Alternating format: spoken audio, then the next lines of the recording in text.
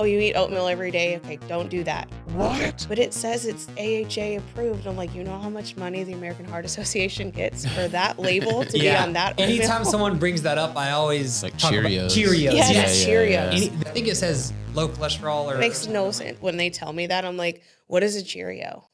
I don't know. Like, did you pick it off a tree? Like, Yeah. I don't-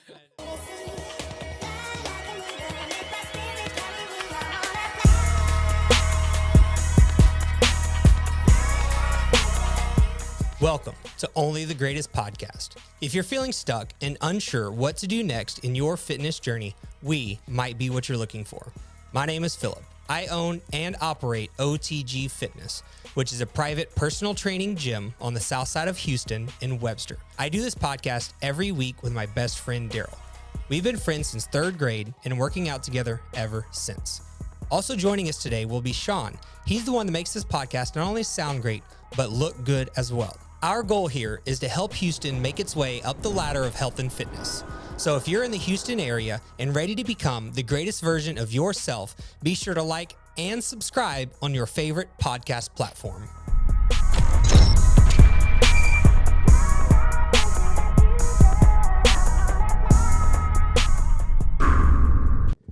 Hello. Welcome to the OTG podcast. How are you I love doing it. today? Yeah. All right, so Phil, how'd you like this episode, man? How was Man, it? I really liked it a lot. This is the second time we've talked to a healthcare provider that as more of an independent type of provider versus working for, like the standard medical system at a large hospital or something like that. And while I have complete respect for the standard medical care, I think a lot of people realize that there are some issues there. And so talking to someone that's been through that and now out on their own, doing practice and actually providing people with treatment and care on a regular basis on their own terms.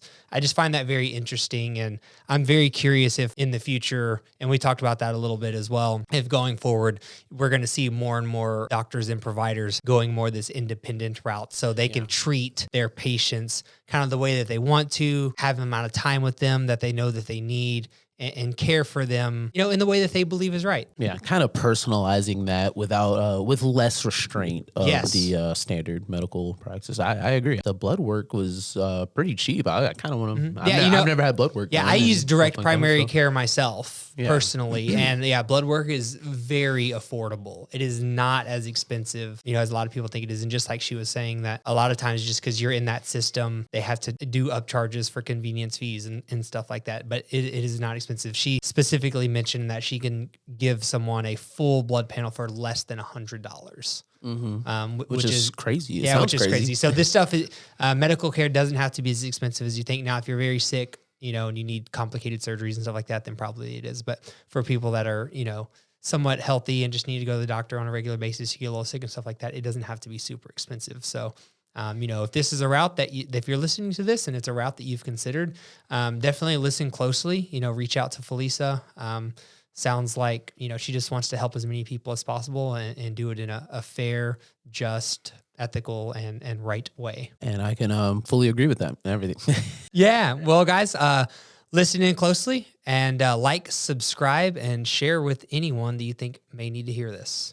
So, Felisa, why don't you tell us a little bit about your background and maybe some motivations and kind of what got you started in your transition out of the standard medical system and kind of into your own practice? Okay. So I'm a nurse practitioner, and I've been doing this for just at 7 years now. And I was working traditional healthcare systems, private clinic, and then I went to a big healthcare system nearby. And I've always wanted to open a clinic and kind of do things a certain way. And it's just hard in the traditional medical system to do things outside of the norm. So I guess background. Okay.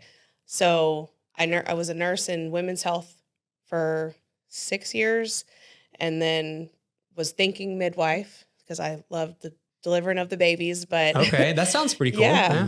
So then I went to school, and when I did my family practice rotation, I was like, wow, this is great. I don't know about any of this. I only knew women's health. And so I kind of fell in love with that and decided to pursue that instead. So since then I've been primary care, and then I went internal medicine, which I learned so much more doing that. And that's honestly what helped me be more confident to start my clinic. But in that aspect, just the way that things are done standard, it's more like you hear people say all the time, you're treating symptoms, you're not treating the root cause. And or like you're being reactive, not proactive. And so I wanted my clinic to be more of the proactive approach than reactive. Yeah. And so why didn't you just start your own practice like a long time ago? Well, I feel like you need to gather knowledge before, could learn from a lot of the doctors I work with. They are very knowledgeable in the traditional system, but still learning to treat blood pressure, diabetes, and all of that from the traditional stance, but then going and doing a little bit of the holistic method too. I just felt like I needed to learn before I was like, I know it all, come see me. Sure. Not Yeah. that I don't feel that in any ways. I don't think I know it all, but it's hard, like, to be fresh out of school. You just don't know enough. You can't do that yet. Yeah. I really respect that actually, because, I know that there are flaws with the standard medical system that maybe we can discuss some of those today. But at the same time, like, it's there for a reason. Oh, yeah. And we need people that are knowledgeable and formally educated on these things, and not just a bunch of internet influencers saying they know for X, sure. Y, Z. Yeah. Right. Well, and that's kind of one of my things, I have people on both sides of the spectrum, like, only holistic. I won't do anything traditional medical system wise. And then the other side where they only want the traditional stuff. So, like, example is if somebody comes in and their blood pressure is like stroke level, I think in that moment, I'm definitely going to talk to you about lifestyle changes, but you might need some blood pressure meds right now. Like, let's not have a stroke while being holistic, So that's where the medical system has its place. And so I tell people, look, I respect you want to do things traditionally or no holistically, but right now we were so out of, the holistic way. People, most of the time, it's a lifestyle change. You weren't doing this before. Now you're going to do it. And you're saying, I don't want meds, but I don't want you to stroke out. Yeah. So I always feel like, medicine has its place. And I find that some medical clinics that are the functional medicine that's all holistic, they kind of throw all that out. They're like, no, we are not doing any meds. You can fix this holistically, which I agree with. But right now, let's be safe. So, yeah. Do you think that's dangerous? I do. Yeah. Because some people think it's like, well, now I'm on blood pressure meds for my life. No, absolutely not. If you have the right provider, they're going to titrate your meds down so that you're safe. You're not going to have a stroke, but you're making the changes. You're losing weight per se, if that's what you need, or you're just making changes diet wise so that you're not in a unsafe range. But then I tell people, I'll be so happy the day that you can come in and not be on blood pressure meds. Like, that's always my goal. And so that's kind of what my approach is. What percentage of your patient base comes in and that's the type of conversation you have with them, where maybe you do get them on medication for a period of time, but the goal is to transition off? I mean, that's my goal for everybody, because I know that in the traditional medical system, a lot of doctors would say, well, you're diabetic, so you're diabetic for life. And I don't believe that. I tell people you can reverse diabetes. And most people don't understand that. They're like, well, now I'm going to be on insulin. No, if you put in the work, you don't have to be. So I have this conversation with every patient. Now, some people are not interested. Some people are like, just give me the pill and I'm going to go on my way and I'm going to throw down Whataburger and keep doing it. And I'm like, okay, I mean, I respect your choices. I don't necessarily agree with them. All right. If it's me and if I come in and I have high blood pressure, I would prefer as a healthcare provider, if you ask me, my preference is to be holistic. I want to change what I'm doing to cause these issues. And so I will tell everybody about that. But I would say there's still a small percentage who are not interested. Yeah. And correct me if I'm wrong, but as a provider, it is your duty to treat the person in front of you, right? Yes, absolutely. Yeah. Well, and that's another thing with the traditional medical system is people always feel like they're not heard. They're like, well, my doctor didn't listen to me. I tried to tell them I don't want insulin or I don't want a blood pressure med. And I just said, too bad I sent it to your pharmacy in the end. And I think that's a disservice to the patient. You know, if you're in front of me and you're adamant, like, I will not take this medication, why am I going to send it to your pharmacy? Let me hear you out. What do you want to do instead? And sometimes I'll do like, okay, let's come back in 3 months, implement what we talked about. Let's see how you're doing. If nothing has changed, we got to do something, you know? And I think that's the biggest issue is a lot of people mean well and they'll say, I want to make those lifestyle changes. But then they come back and nothing really changed. So that's when I'm like, well, yeah. And, you know, I see that too. Like I'm just a personal trainer, right? But at the same time, it's very similar. I think there's a good portion of people or a good percentage of the population, I guess, that needs maybe a little kickstart and maybe the medication can be that. Yes. And this may be kind of a deep question, but I'm curious your thoughts. Why is there this divide? Because it seems like from what you're saying, we have two different camps of people. Yeah. We have one that like, give me the medicine and let me get out of here. And the other ones that are like, I don't want any medicine. I only want holistic. Like what's up with this divide in the population? And it sounds like there's a divide in doctors or providers also. You know? No, there's a huge divide. And I think truly the root cause of the divide is that the traditional medical school or even nurse practitioner program, they don't hit nutrition at all. They don't hit they'll say lifestyle changes. That word is thrown out all the time.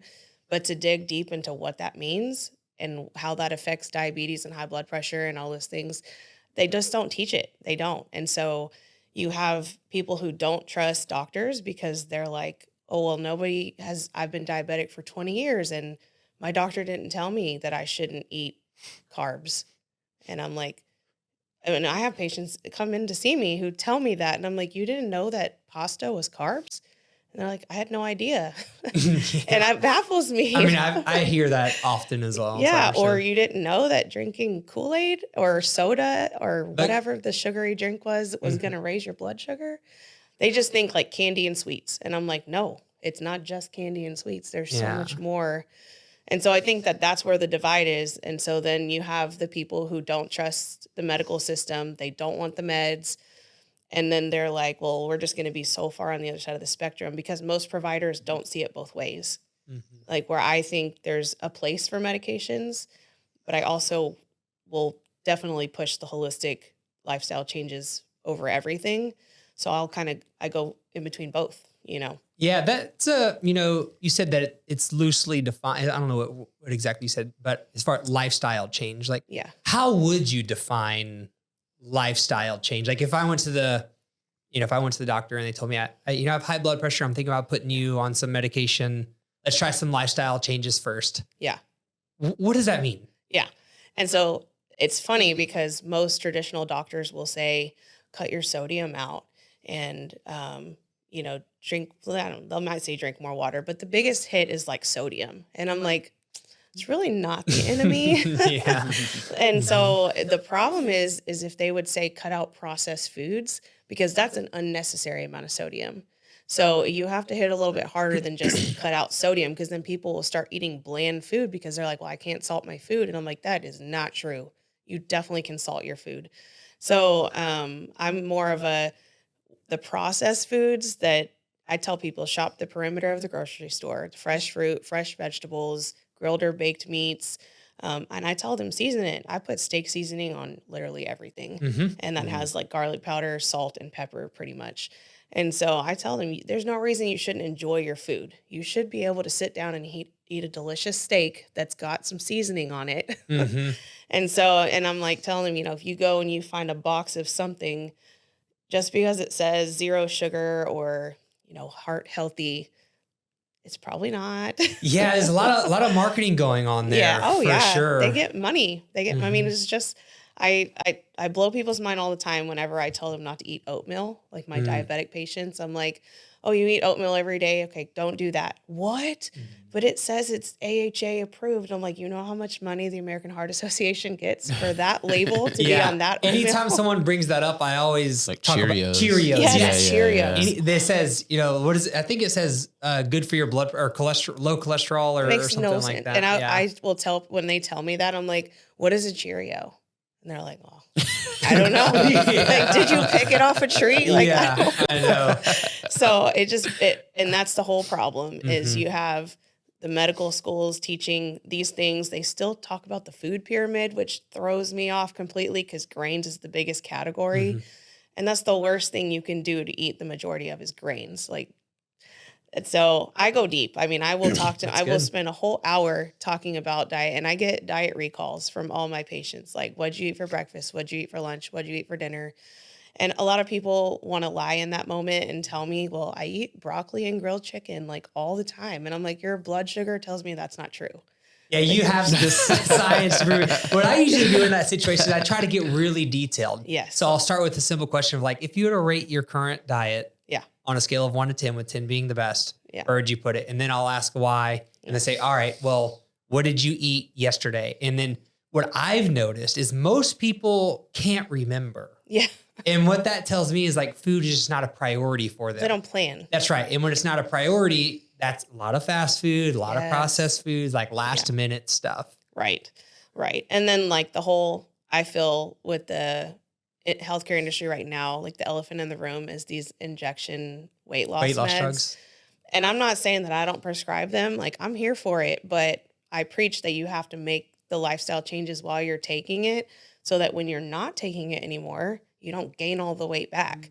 And I have so many people say like, well, I only ate half of my Whataburger. And I'm not trying to harp on Whataburger. I love me some Whataburger too. Sure, I'm with it. Bro, we're talking about way too much food right now. I know, you're getting hungry. Steak, Whataburger. I know. But, you know, if they're like, I only ate half of it, I'm like, okay, so you're cutting calories, but it's still the quality of your nutrition that matters.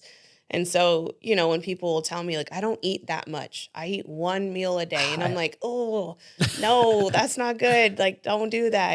And it's the quality or the intermittent fasters are what get me. They're like, I have a 4-hour window. So they're stuffing their face for 4 hours. And I'm like, okay, well, that's a small window. But also like the quality, if you're going to do that, like your quality better be super on point for those meals that you're shoving in your face, because otherwise, what are you doing? Yeah, and on the calorie point, what I've noticed is a lot of times those foods that they are shoving in there are super calorie dense. Yes. If they only eat once a day, or twice a day. People that say they don't eat very much, I hear this a lot too. All the time. But when they change their, nutrition palette to like whole foods, their calories automatically go down also. So it's like a double benefit. Right. And I tell people that too, like, you know, because I'll say, you know, eat some avocado. Oh, gross. I'm like, not eating it straight up. You can put some steak seasoning on it because that's what I put on everything. And they're like, well, I only like it. I know. I can throw a tag out to Young Bucks Barbecue. That's some legit steak seasoning. I'll have to try that. Yeah. But no, like they'll say, I only like it in guacamole form. I'm like, I'm okay with guacamole. Sure. What's wrong with that? That's great. So you put some Rotel in there? Like, okay, cool. Yeah. Eat some guacamole. And they're like, what? I didn't know that was okay. I'm like, yes. It's crazy. On that point, speaking of the dividing line, there is such this, people will say that, oh, well, if I can't eat it as guacamole, I'm not, because guacamole is bad. So they won't eat guacamole with fresh avocado, but they'll still stop by Jack in the Box on the way home. Yes. It's so weird. Well, it's because it's the fat, and that was a big ordeal is they started harping on fats and they were saying, you're going to have a heart attack or a stroke or whatever, high cholesterol if you eat fatty foods. And that's where I'm like, well, no, let's talk about that. Like it's the fast food. Those are the fatty foods that we want to avoid. But like real fats, like the avocados, the nuts, all of that, those are okay. Those are not going to raise your cholesterol. But people can't get around like everything. Remember the whole fat-free craze was when we were younger. Like 90s and early 2000s. Right. Everything was fat-free. And the Atkins diet time frame. Yeah.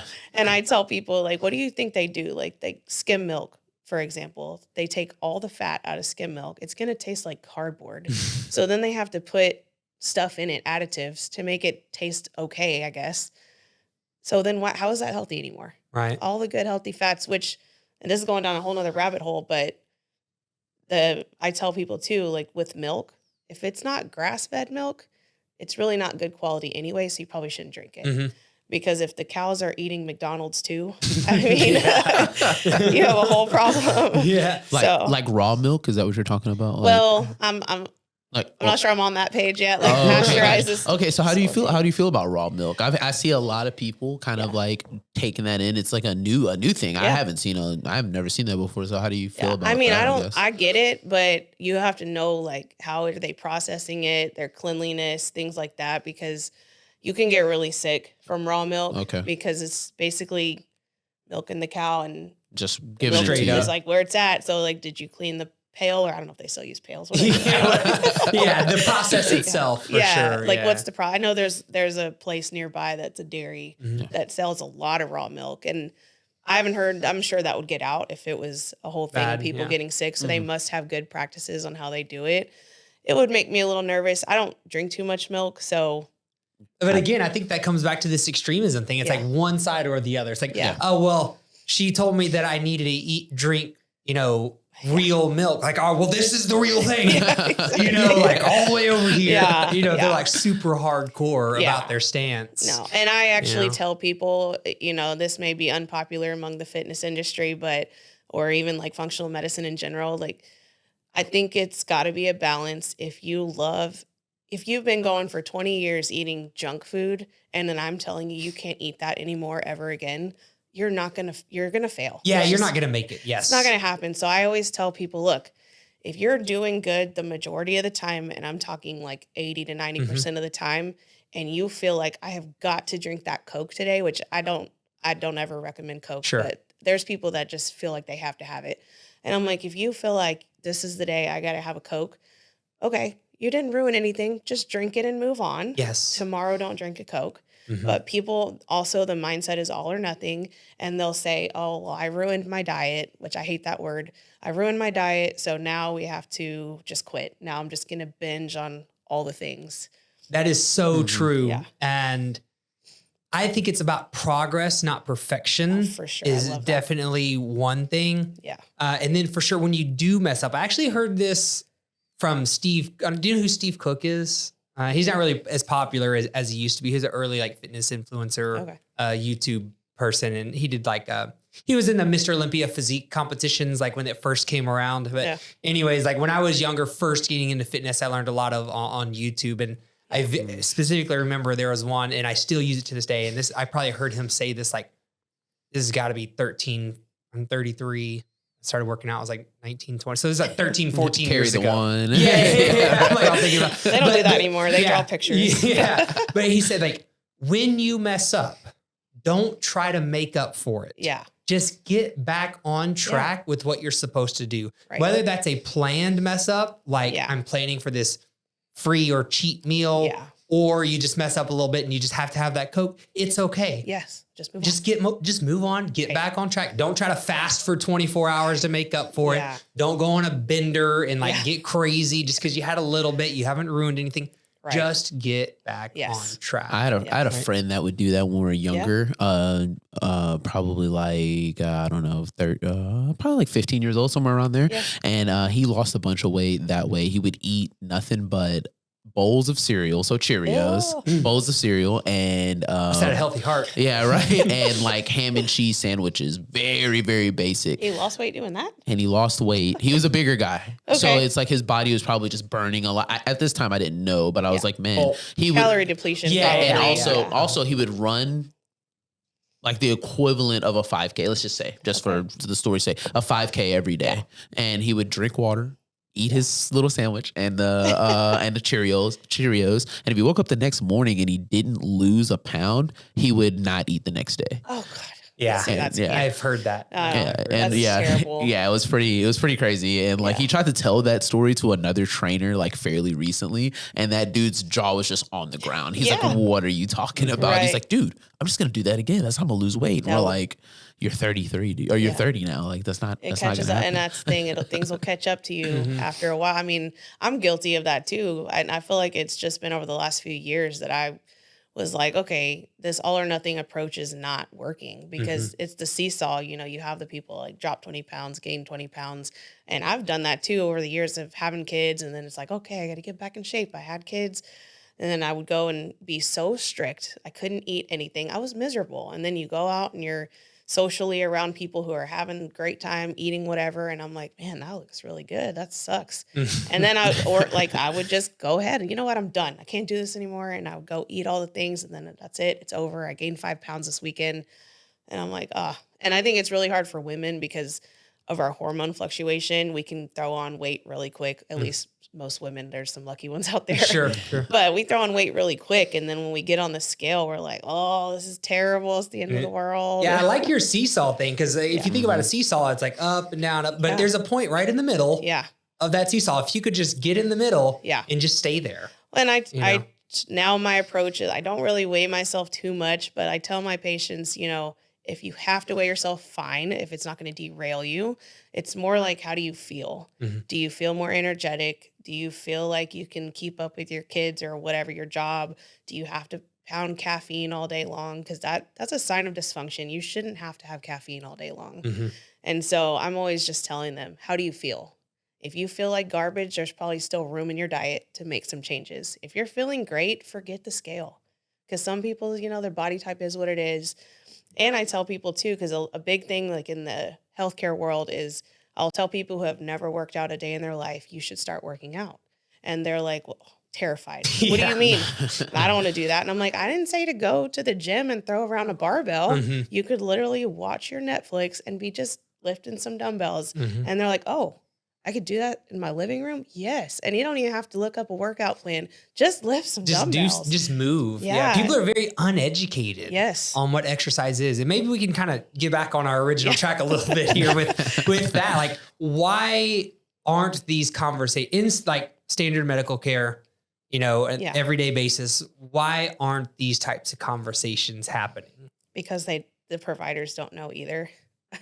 I mean, they don't. They literally don't work out, or they go on a run, which I'm not bashing running. It's definitely not for me, but they go on a run and that's their method of exercise, which is great. But people don't know weightlifting. And I feel like if you didn't grow up, no, I don't want to categorize all doctors, but most of them didn't play sports growing up. And so like I did. So I grew up working out, lifting weights, all of that. And I feel like if you didn't grow up with that background, you just don't know how to do it. And it's intimidating because, first of all, you have to pay money to have somebody show you how to do it. So people are like, nah, I don't want to do that. And then you go to the gym and you feel dumb because you're seeing all these people who look like they know what they're doing. And so I just think that most of the medical community, first of all, I don't think they're healthy. Just because it's your doctor, I see the doctors behind the scenes and I'm like, okay.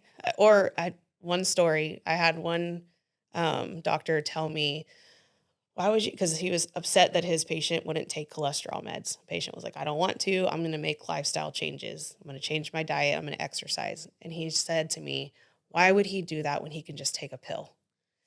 And I'm like his jaw dropped, like, what? Yeah. He's willing to make the changes. Like, that's amazing. And it's not like these little pills don't have their side effects, So, and that's what sometimes you get. And I don't want to categorize everybody because there are doctors out there who don't feel that way. Sure. But a lot of them do. They're just like, we have a solution. We have a pill. This is great. But wouldn't the best thing to do in that situation is do both? Maybe, obviously. Maybe. Right? It depends. So if I have someone with cholesterol so high that I'm worried that they're going to have a stroke or something, then I'll tell them, can we just for 3 months take the pill and make the changes? And I'll tell them, make a diet log for me. You can send it to me if that keeps it on track, And I do that for free pretty much. Like I'll tell people, nobody has taken me up on it, but I will say, write a log. And if I'm your person that makes it, keep you on track, send it to me. I'll look at it and I'll critique it. Like, hey, too many days of Oreos. Like, let's back off. Sure. But nobody will do that because they don't want to know. They don't want me to know what they're eating. Right. And I'll tell them I'm a real person too. Like I mess up too. But it's just one of those things that if it's really high, yes, do both. But usually for cholesterol, it's not impending like a blood pressure that's so high. Okay. And so if it's kind of like, okay, you're high, but when I get worried is when their healthy cholesterol is very low. That tells me they eat like no omega-3s in their diet. And those are the people that eat out because there's so many people who they are like, well, I don't know how to cook. So I make healthy choices, but I get it from a restaurant.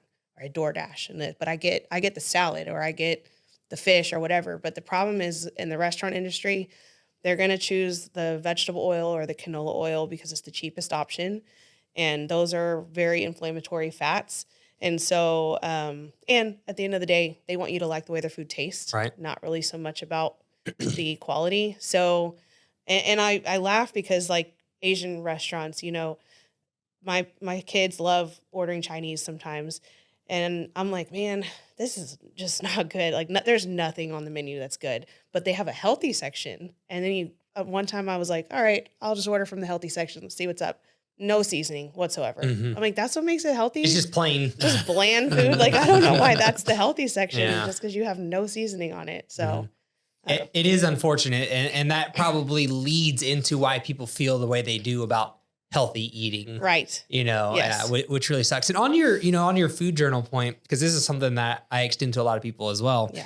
And one cool thing about like us as personal trainers versus a doctor is we see them a lot. Yeah. They see their doctors or their providers, maybe a couple times a year or something like that. Right. We see them a couple times a week. Right. And so maybe to give you some good news, like even when I tell people that, what they often tell me when I see them next week, I'll ask them to look at it. They're like, you don't even need to look at it. I did it. They did it. Yeah. And they put the puzzle together themselves. Yeah. They So figured out. Maybe that's happening. I don't Well, know, and I but- tell people this, sometimes if you just write it down, you become more aware. Like, that's right. You realize, and I'm guilty because I can eat a lot of food. Mhm. I will log it. Like I use either MyFitnessPal or there's one called Lose It, just to see how many calories you can eat in a day without realizing it. And so I'll tell people just for a couple weeks, I'm not saying forever log your food. Do it for a couple weeks. It's always the people who are like, I don't eat that much. I don't think it's a problem. And I'm like, just log it for me for a couple weeks. You might be mind blown. Oh, they always are. Yeah. Yes, for Yeah. sure. And you're so right. Even myself, like, I don't weigh my food all the Right. time and log it all the time, but a lot of times what I recommend is like once a quarter. Yeah. Get back on for track. a week. Because what happens is that 1 tablespoon of peanut butter turns into 1.5, yeah. turns into 2. Your snack here and there turns into 3 or 4. Yes. And it just slowly increases. But if you track for a week, Yeah. get yourself back on track, can be really helpful for that sure. awareness and eye-opening situation. Something else that you mentioned, when we were talking the other day, when it comes to having these conversations, is just the amount of time Yeah. that you actually have with people and what you do now versus previously. So Yeah. can you touch on that a little bit? Maybe Yeah. that's another reason some of these conversations aren't happening. Yeah, I mean, the traditional healthcare system, 20 to 30 minutes max for a patient is all you get. And God forbid a patient come 5 minutes late. Then you have to have support staff take them back into a room, do their blood pressure, get their weight, all those things. Next thing you know, you have 5 or 10 minutes left in the visit. There's not a lot of time. And that was one thing that was a big reason I wanted to start my clinic, was because I hated that. And so I would get behind because I would say, no, I'm sorry, this patient is still going to get their 30 minutes is what they got. That was the most. So I would sit there, if they needed it, I would sit there and I'd talk to them and I would just run over. And I would tell the next patient, I'm sorry, we ran behind, but I'm going to give you your time as well. And so now I can control the schedule and I give everybody an hour. Even if they don't need it, they always get an hour. If they need more, then I get to know the patients and I realize who needs more and who doesn't. I'll give them more and I'll schedule accordingly. So, and it's just one of those things that there's just not enough time in the traditional medical system. And, family medicine specific, internal medicine gave us 30 minutes. Family medicine, it's 15 to 20 minutes. That is not enough time. You can't talk about nutrition and then also educate about the medications that they're on and, all of that. So Can you explain the family medicine versus internal medicine? What exactly is the difference there? So family medicine is more, you have high blood pressure and that's kind of it. You're generally healthy, but you just have high blood pressure. Whereas internal medicine is you have multiple chronic conditions and you're considered a little bit higher risk medically. And so you want to go to somebody that really knows how to manage those chronic conditions. Oh, so is that like a primary care versus a specialist? Is that? Or is it a So little different? internal medicine can be primary care, but it's like a specialty primary care Okay. for the people who have a lot going on. I mean, I don't know. Mind you, I did have patients come in who were like, well, I just want to get my yearly physical with you, and I really don't have any problems. I don't take any medications, but they like the way I explain their blood work. And they like the way we sit and talk for a whole hour. And, so they'll come back for that reason because you won't get that elsewhere. Yeah. And I feel like that little bit of time can have a compounding effect Yeah. over years, because if someone just comes in, doesn't get the information they need, then over time they're going to exponentially get worse. Have you seen situations like that? 100%. I mean, it's just like diabetes. If they're not getting the nutrition side, what you see is, well, you start them on metformin, like first line treatment for diabetes. And then, well, now that's not really working anymore. We got to upgrade to this medication and then this medication. And now you're on insulin. And now we're having to increase your insulin dose. And, you'll have people say they're very controlled diabetic, but they're on like crazy high doses of insulin multiple times a day. They got to stick their finger. And I'm just like, to me, that's not controlled. You're controlled by medication, but you're not controlling it by your lifestyle at all. So that's a huge ordeal. You'll see it. And in your situation, in like an independent model, you can actually spend the time that's necessary to create an individualized treatment plan. 100%. And what does that look like? So, I mean, I like to go over every single medication a patient is on. I ask them if they're having any side effects from it. Because, a lot of patients in the internal medicine world, everybody's on a statin. Not to knock statins, they'll lower your cholesterol if it's too high. But the most common side effect is like leg pain. And so they'll come in and next thing you know, they're on a neuropathy medication like gabapentin because they're having leg pain. And I'm like, might be your statin. We could probably get rid of both of those meds if we get rid of the statin. Mind blown. They didn't know that. So I always spend time going over the meds, making sure they're not having problems with the meds. But I mean, it's kind of the same thing. I go over, let's talk about your diet. Tell me what you're eating. Let's do a diet recall. And then if they can't remember what they're eating, because that's totally a thing, I'm like, okay, in general, do you eat breakfast? What would you eat in general? Like tomorrow it's breakfast time. What are you going to get?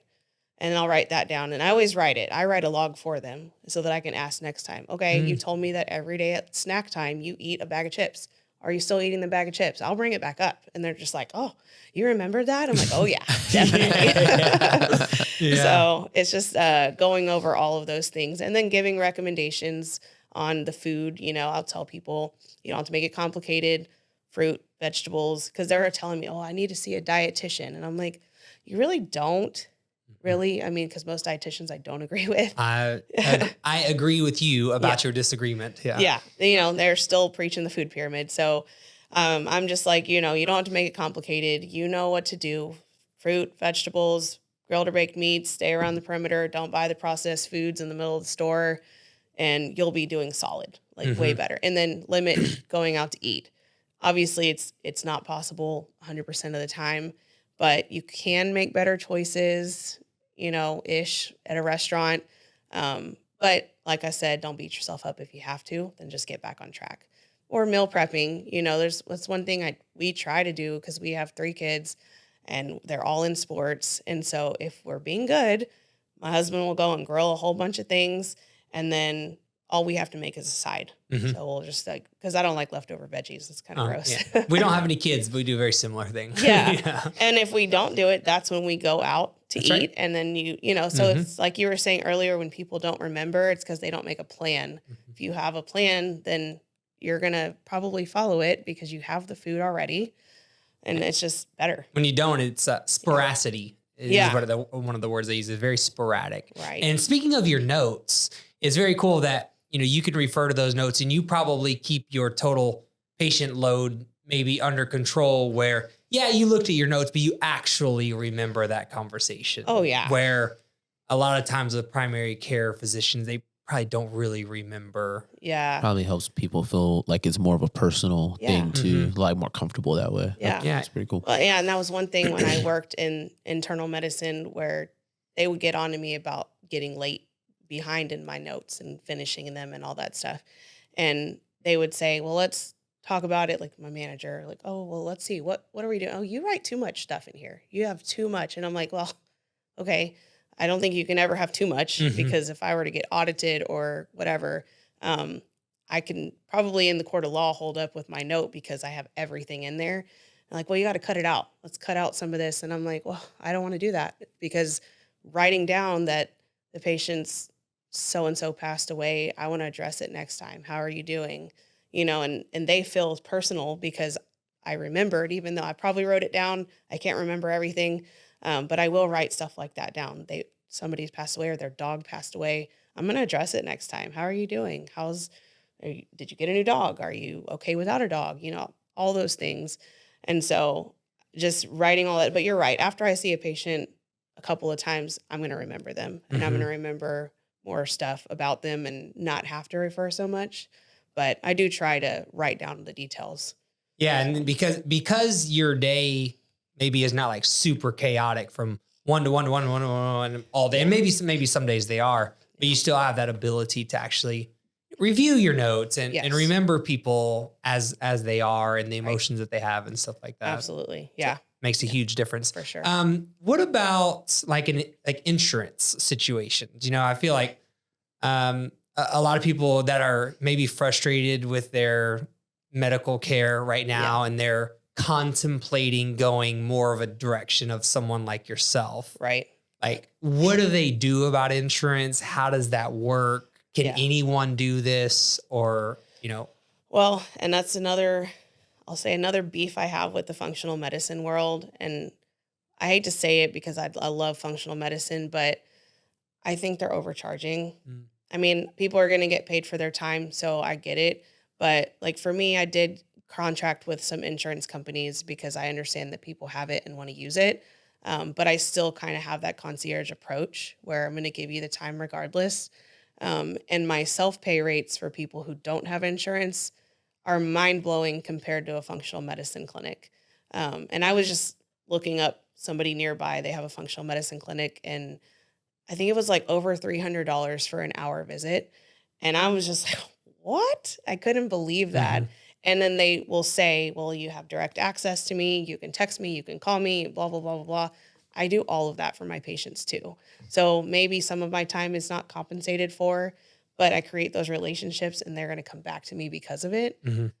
So I don't know what population of people can pay $300 something for a visit. I know I'm not one of those. So I don't know how they get their patients truly, but I'm sure there's a business model that works. Sure. And when you're saying that your rates to be able to see someone are mind-blowingly low. Correct. Yeah, to make it accessible to more people. But you said you also do accept some insurances? I do. Yeah, I'm in the process of getting, I have like United Healthcare and Cigna is active. Blue Cross should be right there after. I will say the majority of people that call me for an appointment have Blue Cross. And so I thought, you know what? I need to just get Blue Cross insurance for sure, if nothing else. But I've put in for a couple more as well. But the insurance is a whole beast, and that's why I think that some clinics decide like direct primary care route or the functional medicine route, they don't even deal with insurance, and it's great. But I just feel like you leave business on the table, and you have people who are not going to come to you unless you take their insurance. Yeah, and I also feel like, I hate saying this, but the reality is a lot of people think that that's the only way. Yeah. And if it's not that way, like it's not even real. Right. So have you encountered this issue where people are worried about, like, is this real? Is it legitimate? Like, are you actually able to take care of me even though you're not related to this huge like hospital system and stuff like that? Well, I will say nobody's said that specifically. Okay. Yeah. So I don't know. I mean, obviously you've thought it. I mean, so it's just been a conversation. it's gone through my mind. I'm like, because I'm just so used to when I go to the doctor, I'm going to go to this big doctor's office. There's multiple doctors walking around. There's a receptionist at the front. Like this is how it's supposed to be. And it's almost like if it's not that way, it feels like it's not real.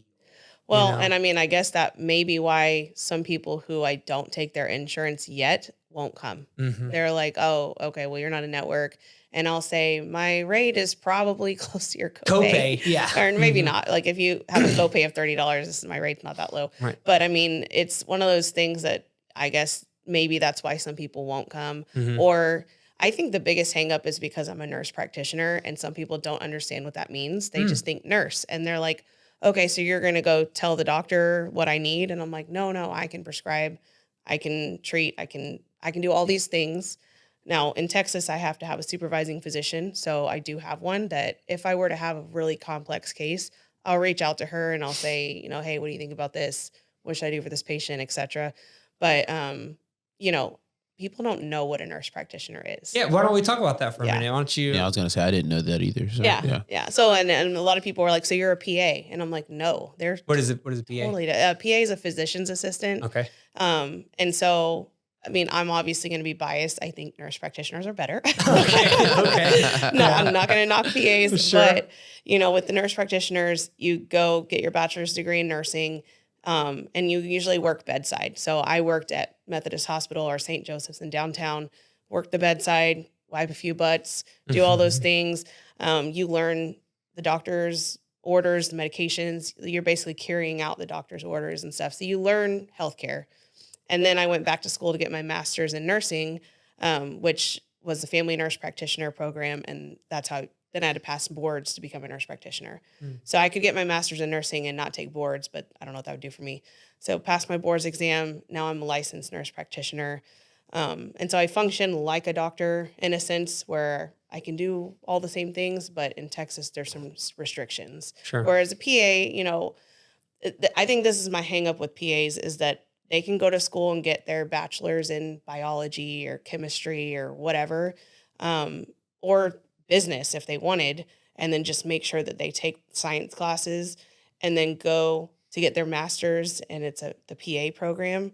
And 2 years later, they're done and they're working like me, diagnosing, treating medications.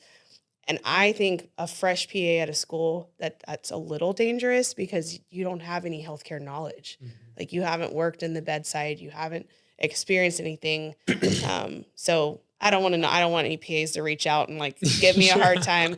It's just one of the, I know PAs that are very experienced and are fantastic. Sure. It just makes me nervous when they're fresh out of school, diagnosing and treating, and they've never worked in the hospital. They've never worked in a clinic. And I'm just like, wow. Yeah. And I appreciate that about you and your situation is that you have done those things. You did work in an actual primary care facility at a big facility. You've seen very, I'm sure, complicated and real decisions that have to be made and, life-threatening issues and things like that. And so having that experience is invaluable. Well, I mean, I spent 12 years working as a nurse or six as a nurse practitioner before I opened my clinic.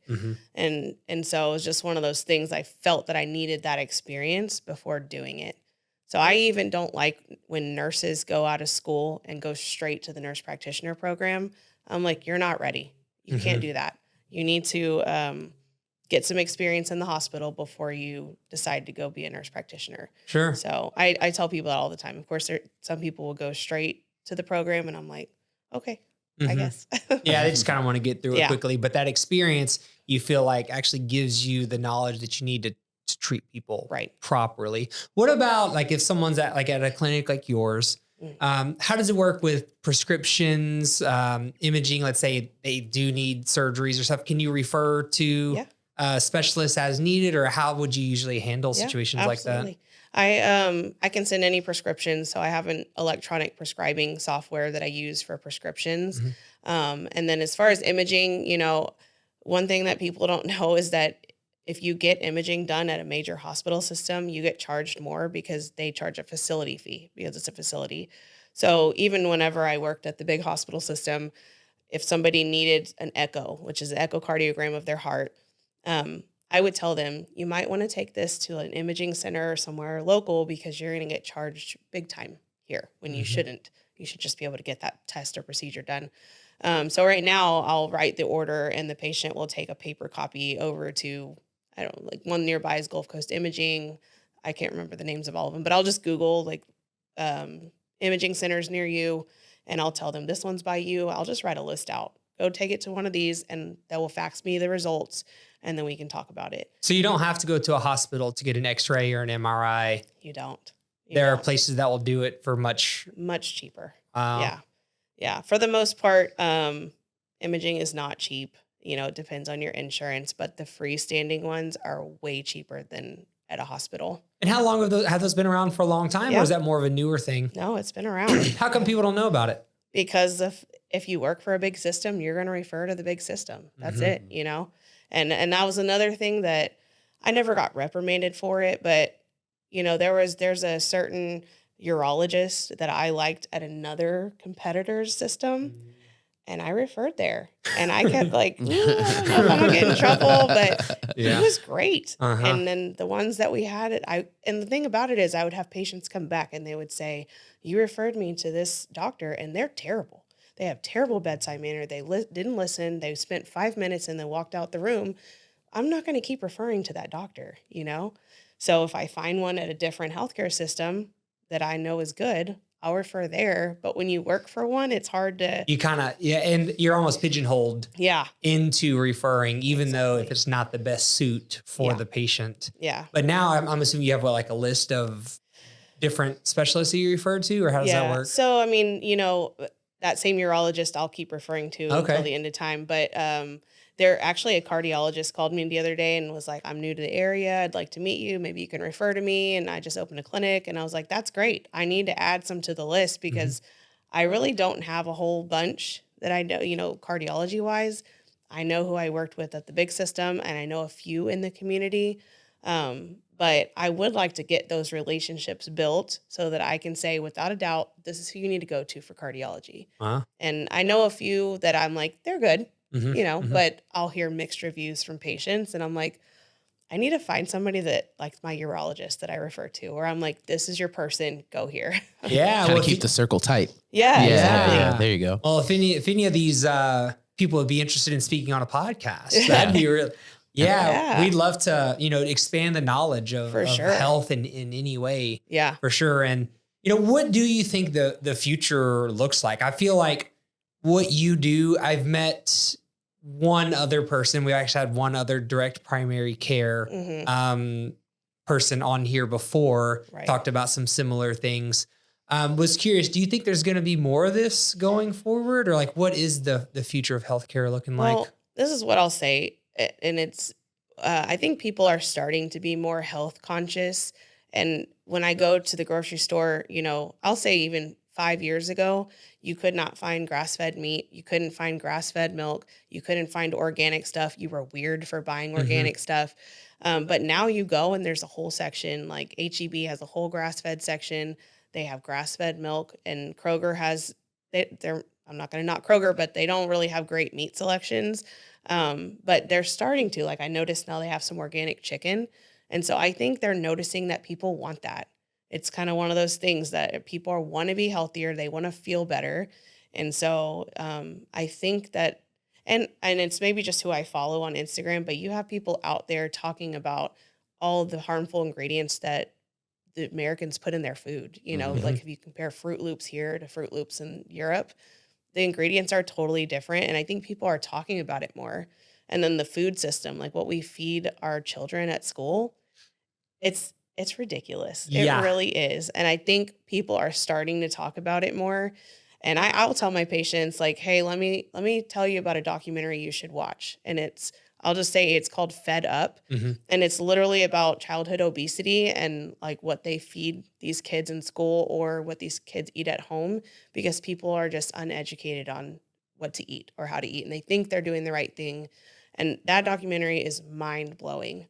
And that was kind of when my whole journey started with health. That was in 2020.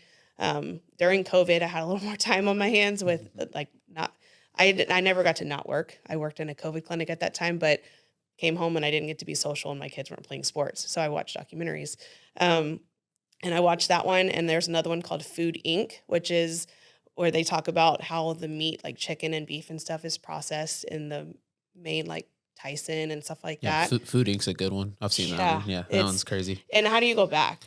Like once Yeah. you see that, there's no way that you could go back and buy a Tyson product. Mhm. Like you see the way, and I'm not one of those like animal activists, but I still think you should treat animals right. Yeah, I agree. 100%. And so if you see the way the animals are getting treated, there's no way I can support that company. Like Right. I can't do it. I think a cow should be able to graze on grass, and a chicken should be able to free range and scratch in the dirt and eat their bugs and all that stuff. Mhm. They should not be locked into cages. So I tell my patients all the time, I'll write it on their after visit summary, watch these documentaries and we're going to talk about it next visit. Mhm. So I'm That's always cool. like, here's your Yeah, I like homework. that. I like that. There you go. Yeah, I'll say I I love do that. think it's becoming more, but I like to, in situations like this, just remind you and anyone listening, Yeah. Sean, reminding myself and yourself that there are millions of people that still don't know. Oh yeah. And we have to keep Yeah. pushing the message of health, or that no one pretend like no one knows. Yeah. Talk about it like no one knows. Oh, yeah. And that's the only way that we're going to get it out there. It's going to start in the schools though. I 100% If agree they with don't that. start Yeah. changing the way they teach the doctors and the nurse practitioners, then it's not going to change, because people go to their doctor and they think that what is told to them is gold, and that's it. And if their doctor never told them to stop drinking Coke, then I must be okay. Or I'm going to knock on Diet Coke. Like, the doctor will say, well, you're diabetic, you need to switch to Diet Coke. Absolutely not. Mhm. That's just like, that's a whole dose of insulin resistance. Yeah. So it's just, until it changes in the school system, even like elementary school, when they teach health in elementary school. That's It's where gotta- my mind went when you mentioned school. That's what I thought you Oh meant. yeah, but- I meant Mhm. like medical schools Sure. and NP schools. But yeah, no, all the way down to elementary, junior high. I think it should be taught at that level. And until that changes, I just think, like you said, the millions aren't going to know. Yeah. I love / hate telling this story because I do believe in like real medical care Yeah. as well as holistic medical care. And there's a lot of people in the holistic side that really just bash standard medical care. do. And I hate hearing Yeah. that because they are necessary. But I do tell this story sometimes. It was a couple of years ago, I went to my doctor when I had standard insurance, and Right. I went to the doc primary care. And I actually, looking back, I don't really remember why I was there in this particular time, but I did all my vitals and all that stuff. And the doctor came in, and I've always had slightly high blood pressure. A lot of when I was a teenager, it was actually really high. Mhm. And then after I lost weight, I lost almost 100 pounds, and I was like 19 years old. And, everything got better, and it's still a little high, not much. Yeah. And I just remember she told me that I should consider exercising. And, I'll take that into consideration. yeah. Never heard of this stuff. Yeah. And I was just like, I mean, and then that was kind of I don't remember all the details, but I just remember that so clearly. And I was like, well, if we had the time to discuss like what my lifestyle actually looks like, maybe it's something genetic, maybe it's something in my diet, even though my diet's good. Yeah. Maybe there is a little something that needs to be optimized, which I have kind of figured out now, Yeah. But still, I just thought, I always think back to that. Like, man, if we actually had time to discuss versus just saying, maybe I should consider this thing. I mean, I'm glad she said it, I guess, but for people who have never exercised, yeah, they're like, oh, heck no. Because Right. they picture a Globo gym and they're terrified. Uh-huh. They're like, I That's am so not true. doing A that. Globo Absolutely not. uh-huh. I don't know, this I is love not- that. Or Yeah. like, I always say, like, you don't have to go throw barbells down next to the meatheads, you Uh-huh. know? And then people are like, oh, I can't believe you called them that. I'm like, that's what they are. Yeah, I mean, that's what it is, right? Yeah, that's what it is. That's okay. So, but yeah, I mean, the more conversation we can have, Yes. the better we're going to be. I mean, it's one of those things that people have to take the time. But in the healthcare industry, they don't give the time Mhm. because it's always about, at the end of the day, the bottom line is always about money. And the healthcare industry, they want their bottom line hit. If I can see 20 patients in one day, they're making great money off of me. They don't care. The quality doesn't matter. Like that's at the end of the day, that's what it's always about. And so I would struggle with it because I would say, I need more time, or when I figured out how much they were actually making off of me, I was just like, this is fraud. Like, this is Yeah. crazy. Uh-huh. So I think, unfortunately, for most businesses, it's always about the money. Mhm. And so that's where and that's the problem with our healthcare industry. I mean, our food industry. Yeah, food for sure. Yeah, Yes. the money behind the food thing, because the more not, I mean, I'm an efficiency person, but Yeah. sometimes when it comes to our food, Yeah. that leads to a diminished Yeah. product. I want efficient but a better product. Yeah. Instead of efficient.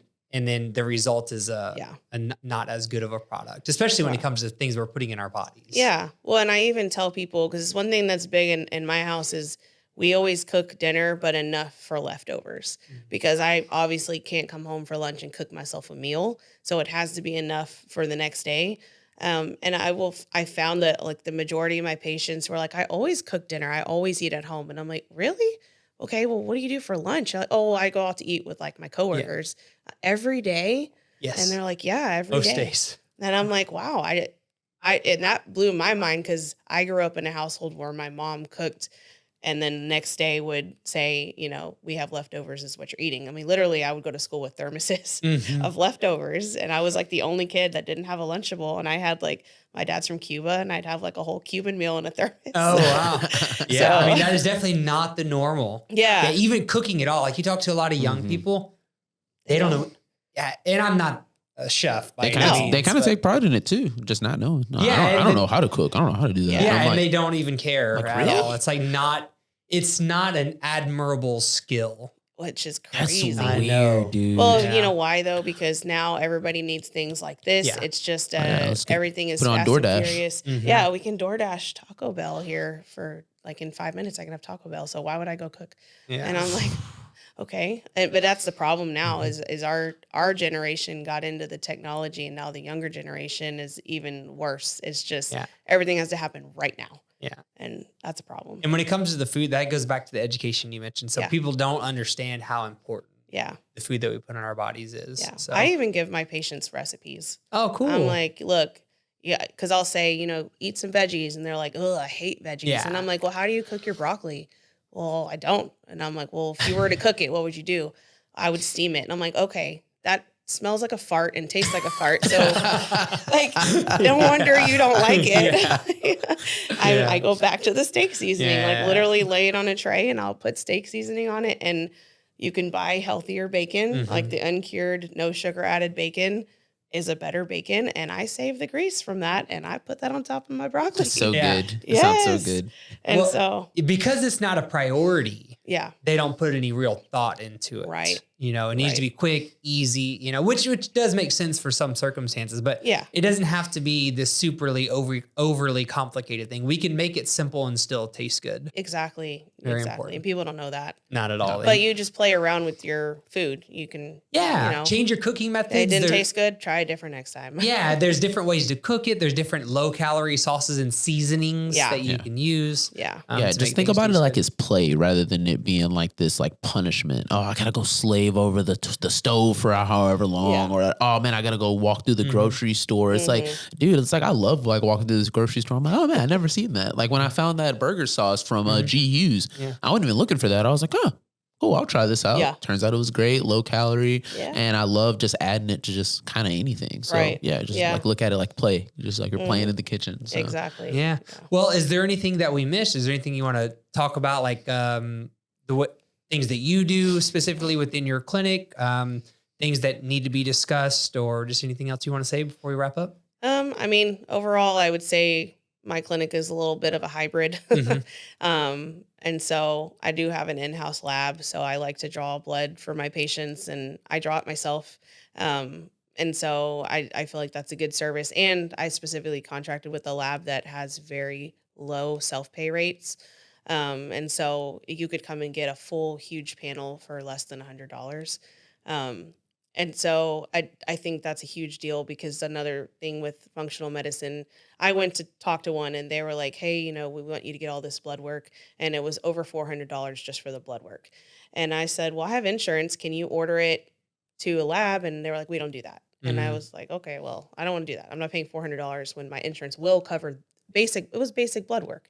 It was nothing crazy, So that was one thing that when I said, when I open my clinic, I will have a lab that has good self-pay rates so that people can have access to care. And that's the biggest thing, is I want people to have access to good quality healthcare.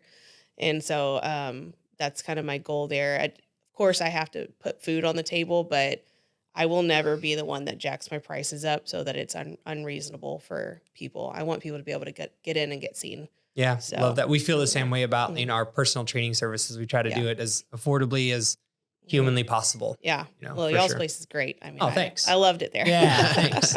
Got to come to League City. Yeah, we're working on it. I Don't know. worry. Yeah, we got Pearland coming soon, and then Yeah. we'll be, branching out from there. Well, if someone did want to work with you, how do they get in contact with you? What's the best way to do that? So Foundations Medical Care, you can Google it. You could even Google my name, Felisa Lesser. There's social media. I have Instagram and Facebook, and then I have my website. So there's a place on the website that you can put in I don't know, I guess an inquiry. Mhm. It all goes straight to me. I don't have anybody. You're not going to have anybody else reaching out. I mean, of course, eventually I'd maybe like to hire an assistant, but Sure. right now it all comes straight to my phone, and all of the conversation is straight to me. So that'd be the best way, and I'll be responding. Yeah, and you're in League City, right? I am. Yeah, Okay. right there on 518, like going towards Old Town League City. Mhm. So yeah, right here local. Okay, awesome. Yeah. Sean, any last words? 0-calorie soda. How do you feel about it?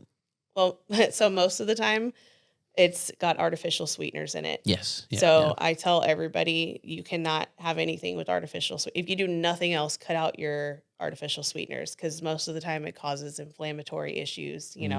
People who have autoimmune conditions, it's going to get worse with artificial sweeteners. And most people don't know what that is. And I'm like, you can literally Google it. The biggest culprits is sucralose, Sucralose. Yeah. high fructose corn syrup, maltodextrin, all those things you'll see the most of. But no.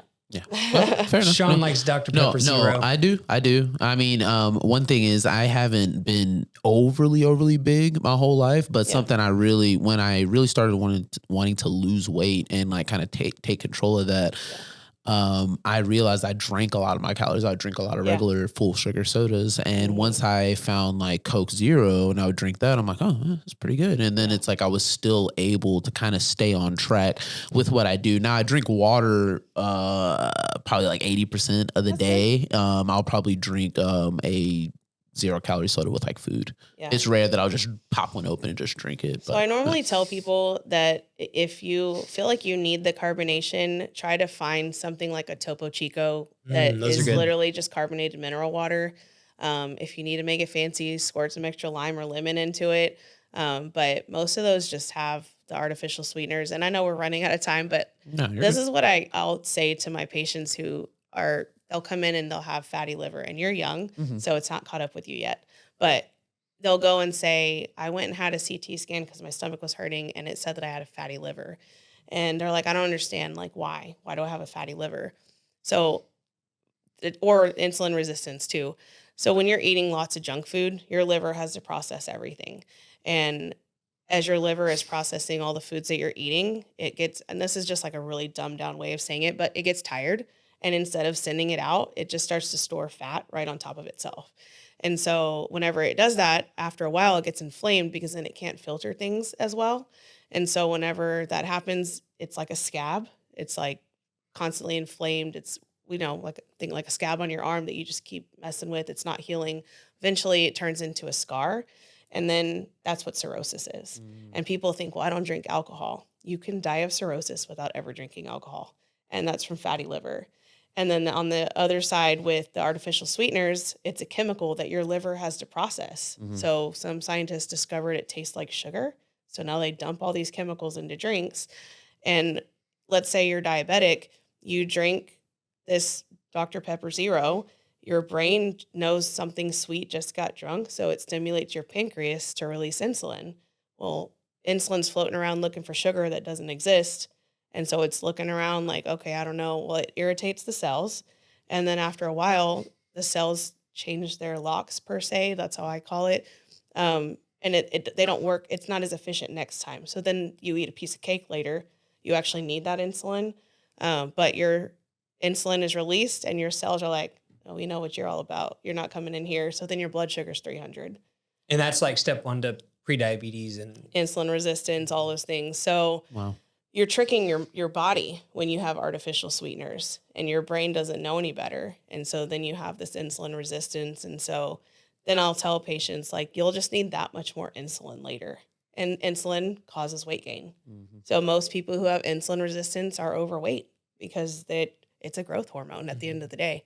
And so you'll gain weight with it. So usually when I explain it that way, people are like, oh, Now it makes sense. Well, I should guess know. I'm getting rid of the Dr. Pepper Z, and at least to a great. I did not know all that. I didn't. Right. I did know that it wasn't of all the things that I do as far as fitness goes and health goes. That's probably like one of my Guilty pleasures. Yeah, a little bit. And Yeah. it was like one of those things. Like I know it's not great, and I know that the ingredients list is like as long as the Bible, but it's just like I'm like whatever. You know, Yeah. it's not as bad. You Right. know, but And so yeah. that's I one like of my Topo Chico. biggest- So yeah, there you go. Like, my biggest thing is Yeah. explaining how things happen in the body because people don't know. Yeah. And Right. so mainly if you understand that, you're like, oh. And so there's a book. Dr. Mark Hyman is a functional medicine doctor. He's a doctor as well. And he wrote a book called Food, What the Heck Should I Eat? And I tell my patients, read that book because there's literally a chapter on eggs, a chapter on butter, a chapter on oils, and it explains what happens in your body. And that was besides the documentaries, one of the first books I read when I started studying nutrition on my own because I didn't get any of this in school. And I was mind blown. I'm like, what? And just understanding like vegetable oil versus avocado oil or like cooking with avocado oil instead of olive oil, even though olive oil is healthy, when you're cooking at high temperatures, it turns into an inflammatory oil. So I'm like, I don't even buy it anymore. I just get avocado oil because it can handle high temperatures and it's an omega-3 And fat. you can use it either way. Right. We use avocado oil as well. Yeah, and it doesn't taste like avocados for the people who think that it's- all my food's gonna Yeah, it taste like doesn't an taste It's like avocado. pretty anything, yeah. flavorless. It has Yeah. less flavor than olive oil. I use actually. coconut oil, like spray coconut oil usually, Yeah. and I don't really never ever taste it. So. Yeah, I mean, I don't like my mom likes to cook rice with coconut oil, but I don't want my rice to have that coconut flavor, so I won't do that. But it's a healthier oil. So I always say coconut oil, avocado oil, and the real stick butter, not the tub butter that's full of all. Yeah, when I was a kid, we ate can't believe it's not margarine, right? Ooh, It was, so, it came in like the big. I can't believe it's not butter. that was not butter. Yeah. That sounds bad. Parquet. Like real bad. Back in the day, real bad. whenever it was like the whole fat-free phase, my mom would steam broccoli and we would spray it with, I can't believe it's not butter. And I was like, so Jeez. you're like masking a fart with like fake stuff. Like you will never catch me steaming broccoli. I love the fart analogy so much. Yeah. Like I had the old job I worked at. I used to I couldn't eat broccoli. It was like off the menu. Like I love broccoli, but I would steam it and it would smell like a fart. Yes. So yeah, it was just. And like then the next day when you get home from work and you're like, it still smells like a fart in here. yes. No Yeah. better way to wrap up than a little bit of fart talk, Yeah. you know? So, Fart, yeah. So okay, so we know no PAs if they come through here. No. Yeah, no Yeah. PAs. Oh, God. If y'all got something to say, you better leave We'll a like drop and 'em. then you leave a like and a comment while you're here. Oh God. No Coke Zero and broccoli tastes like fart. Smell like fart. all right, we learned a lot today, guys. Yes, thank you all so much. Yeah, no Yeah, worries. no, it was a pleasure having you on for yeah, sure. thank you so much for your time. Really appreciate you. it. And guys, if you're watching this still, really appreciate you. Like, subscribe, share this episode, and foundationsmedicalcare.com. Yes. Okay, Absolutely. awesome. We'll see y'all next time. Peace. Bye.